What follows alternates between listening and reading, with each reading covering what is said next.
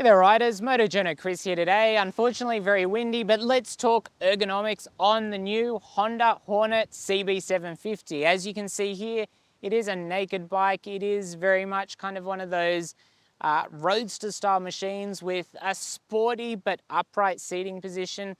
When we talk about that seat to peg ratio, nice and engaged, fairly tall and wide bars, and a very inviting seat height at 785 millimeters.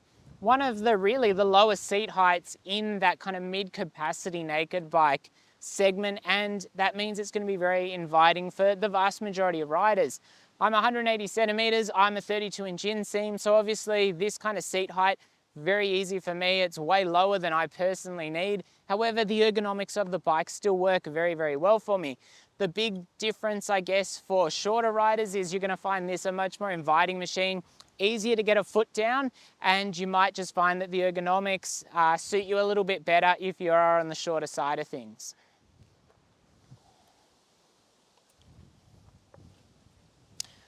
So jumping on the bike, you can see the reach to the ground is very easy. It's nice and narrow between the legs here. It's quite narrow at the tank, narrow across the seat. The engine doesn't get in the way either. The way they've positioned it, it's quite a narrow engine, which is obviously a boon with a parallel twin over something like a 4, and it's just a very easy straight shot down. Getting your feet up onto those controls, as you can see here, there's a fair bit of angle in the legs, and there's a very easy kind of grasp onto this panel here.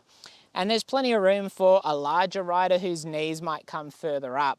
It's a very, very natural seating position, I would say, particularly between the seat and the pegs. It's a little bit on the sporty side with a nice and relaxed reach to those bars.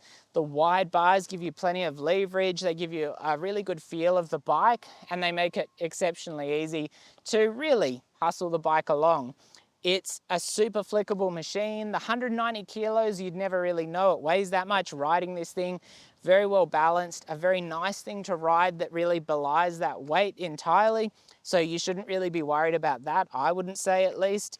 If you drop it, it might be a different kind of story, but generally speaking, I think for the size and the style of bike, it's much more agile and nimble than it probably should be, feels much lighter than it probably should, and it's much more manageable and confidence inspiring for riders than you might expect for a 90 horsepower 750cc machine.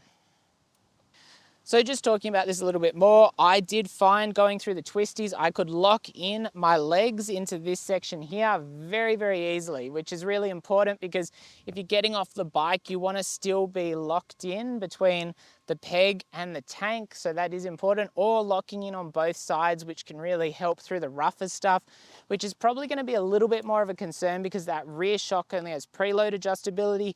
That's very, very normal for the price point, but I did find that shock quite harsh, and I did appreciate really almost everything else on this bike. The one big standout, as you'll probably have seen in my full review, was the shock was just probably the one disappointment out of the whole bike. But when you consider how cheap the bike is, there should be a couple of disappointments. Either everything is good but not amazing, or you're going to have some amazing things and some disappointing things, I think, when you're talking about this kind of price point. The one disappointing thing for me was the shock as far as the harshness, and it seemed to be on the compression side of things. As it was going down, it was, really struggling. It was blowing kind of through the compression way too quickly, but it is what it is. As far as adjustability, as I said, preload on the rear, adjustable brake lever, not clutch lever. And apart from that, you do have all different displays you can use on the dash. It has traction control and ABS, so there are some safety features on the bike too, and good vision through those mirrors. So not much else to talk about there. There is room, of course, for a pillion pegs there, as you can see. And while I certainly wouldn't think of this as a big touring bike, taking someone on the back, there's more than enough power. I'd actually be interested to see, I often find, because I'm a little bit on the lighter side, adding a second rider on the back of the bike sometimes kind of just flattens out the harshness of that rear shock, simply because there's a lot more weight on the back of the bike. Now, whether a heavier rider might find the bike significantly better in that regard, I'm not 100% sure, but That's just something that I've noticed on a lot of machines. So the takeaway with the Honda Hornet from an ergonomic perspective are that this is in many ways a typical naked bike, so an upright, fairly relaxed ergonomic that should be comfortable for any use, from daily riding through to having fun in the twisties. That's broad appeal really for anyone who doesn't want a cruiser or super sport, or to go taller like the Transalp arriving later this year no doubt will. A 795mm seat height is quite an inviting perch even for shorter riders when combined with the narrow design, but for the very short may still be on the tall side. I'd also guess that much smaller riders may find the reach to the bars a bit longer, although for me it was perfect. Being a mid-capacity bike, which doesn't fall into the beginner category, most riders considering one will have some decent riding time under their belt. With that in mind, I'd say the easy handling characteristic, light feel and great confidence are well worth considering as an additional factor if one outside the realm of ergonomics. That should help offset the seat height if that's an issue for you. As mentioned, the tank contour and seat design also made the Hornet ideal for locking into for me personally with no need for any tank grips, and obviously that's going to be a personal situation, whether your measurements also mesh with the bike just right.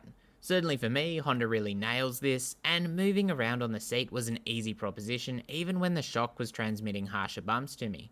It just didn't phase the bike, and I felt very confident. For some reason, the point that stood out to me was those bars being taller than I'd have expected, which isn't a criticism. For whatever reason, it was just the one point of note that kept coming up, and it did work. I really like the stance too, as it encourages a wide, kind of elbows up position on the bike, not to the extremes of what you'll see off-road racers doing, but also along the same kind of lines. There's really no weight on your wrists either, or on your back, for those concerned about collapsing onto their hands, and arms on longer rides, or who have back problems. If your roads are rougher, however, you may find the shock transferring harsh bumps too directly up your spine, and this is fairly common unless you really have the rear dialed in on most of these machines. Anyway, if you've got any questions at all, let me know down below in the comments. I'll do my best to answer them. As always, stay safe out there. Thanks for watching, and I'll be back soon.